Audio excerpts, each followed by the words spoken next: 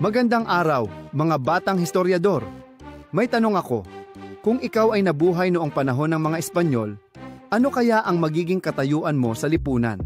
At kung babae ka, magiging leader ka kaya o bahay lang ang pwede sa'yo? Tara, alamin natin kung paano nagbago ang katayuan ng mga Pilipino at kababaihan noong panahon ng kolonyalismong Espanyol.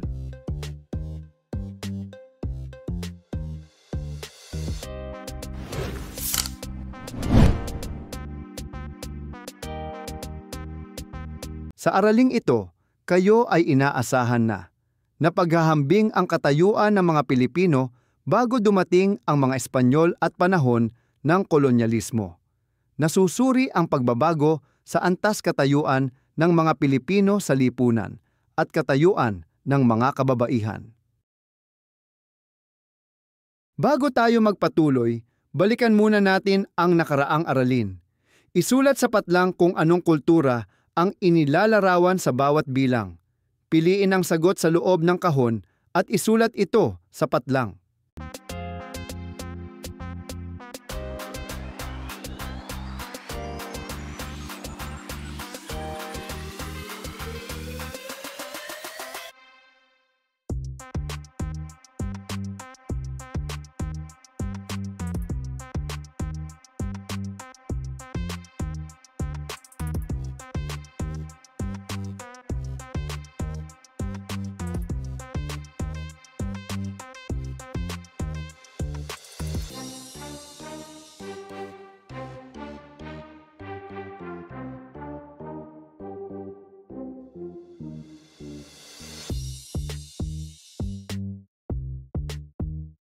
Bago tayo pumunta sa kasalukuyan, balikan muna natin kung ano ang naging hitsura ng lipunan sa Pilipinas noong panahon ng mga Espanyol.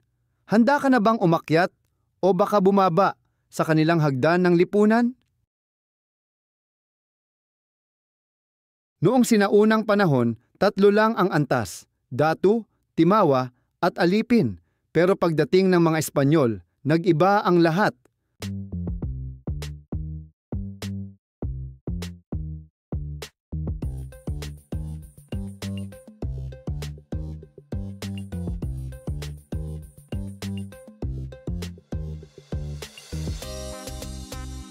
Peninsulares, Espanyol na isinilang sa Espanya.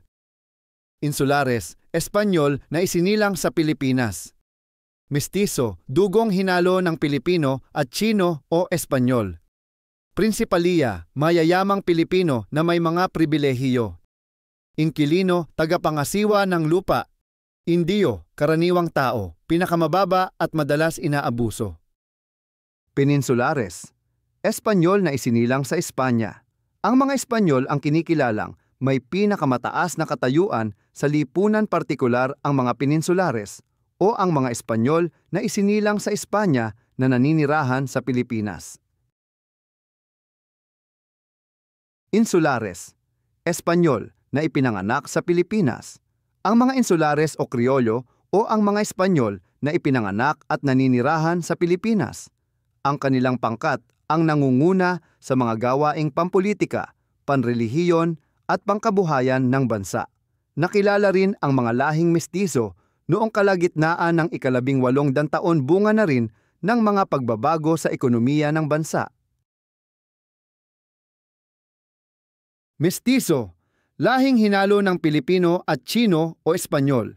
Ang mga mestizo ay ang lahing nabuo dahil sa pag-aasawahan ng mga katutubong Pilipino at ng Chino o ng Espanyol. Kasabay ng mga pagbabagong panlipunang ito ay lumitaw ang gitnang uri ng mga tao na binubuo naman ng mga negosyante, doktor, guro, manunulat at mga mag-ari ng lupa. Prinsipalya, mayayamang Pilipino, anak ng datu, may pribilehiyo. Sa hanay ng mga Pilipino, itinuring na kapantay ng mga mestizo noon ang mga Pilipinong kabilang sa angkan ng mga datu at maharlika, mga lokal na opisyal, mga mamamayang mangangalakal o hasyendero sa bansa, ang mga prinsipalya. Inquilino, namamahala ng lupa pero hindi naman kanila. Nabuo rin noong panahon ng mga Espanyol ang pangkat ng mga inquilino o tagapangasiwa ng lupang hindi nila pag-aari.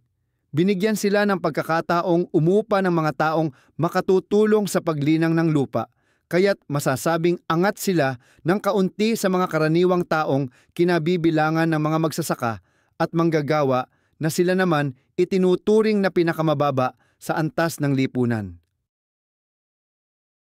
Indio, karaniwang tao, magsasaka at manggagawa, pinakamababa. Sila ang mga katutubong Pilipinong kabilang sa pangkat ng Timawa at alipin noon na tinawag ng mga Espanyol na Indio. Kakaunti lamang ang karapatang kanilang tinatamasa na madalas ay naabuso pa at napagwawalang bahala. Tama ba yon? I-comment kung sa tingin mo ay patas ang ganitong pag-uuri. Bakit oo o bakit hindi? Okay, ngayon naman, paano kaya naapektuhan ang mga babae sa panahong ito? Alam nyo ba na dati, napakahalaga ng kanilang papel? Pero, nagbago ito. Tara, pag-usapan natin ang pinagdaanan ng ating mga kababaihan. Before Spaniards, women were powerful, sentro ng pamilya, pwedeng espiritual na pinuno, babaylan, katalonan. Pero sa ilalim ng Espanyol, bumaba ang katayuan ng kababaihan. Ang ama ang naging haligi ng tahanan. Bawal nang maging pinuno sa politika at pamayanan. Naging tagasunod sa simbahan at pamilya na lang. Pero may mabuting pagbabago rin. Nabigyan ng karapatang makapag-aral ang kababaihan. Mula sa Education Decree of 1863 ni Reina Isabel II. Nagpatayo ng paaralan para sa babae at lalaki sa bawat bayan.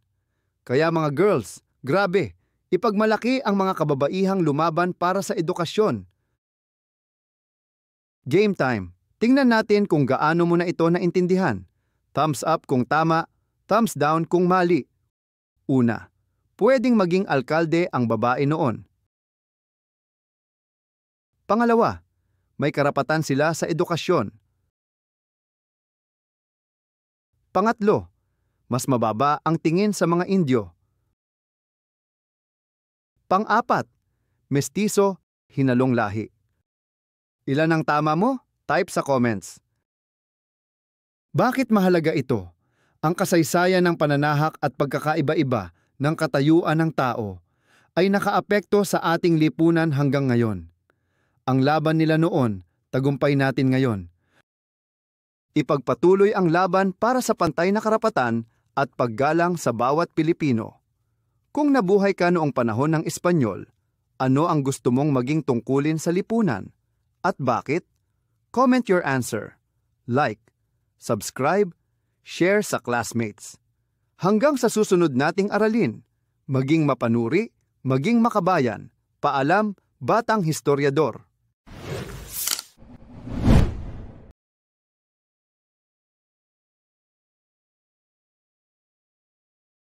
Sa gabay ng iyong guro, gawin ang mga sumusunod na gawain.